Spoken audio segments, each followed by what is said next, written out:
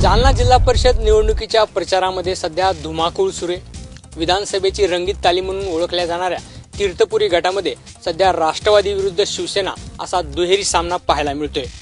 राष्ट्रवादीचा गड समजल्या जाणाऱ्या घनसावंगी तालुक्यातल्या या गटावरती विधानसभेचं धोरण निश्चित होत असतं असं म्हटलं जातं।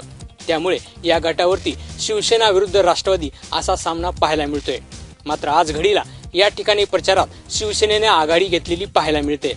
त्यामुळे साहजिकच राष्ट्रवादीचे धाबे दणाणले आहेत। याशिवाय भाजप आणि शिवसेना यावेळी वेगवेगळी लढत असताना देखील याचा राष्ट्रवादीला फारसा फायदा होताना आजपर्यंत तरी दिसत नाहीये।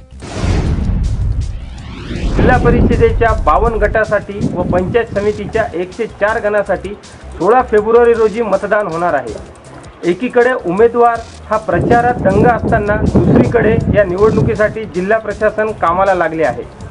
जिल्हा परिषद व पंचायत समिती निवडणुकीसाठी जिल्हा प्रशासनाने जोरदार तयारी सुरू केली आहे। यासाठी हिंगोलीमध्ये त्यांनी 1000 कर्मचाऱ्यांची नियुक्ती केली आहे।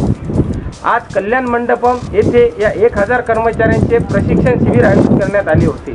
या प्रशिक्षण शिबिरामध्ये निवडणूक निर्णय अधिकाऱ्यांनी मतदान प्रक्रियेबाबत सविस्तर माहिती ही कर्मचाऱ्यांना दिली आहे।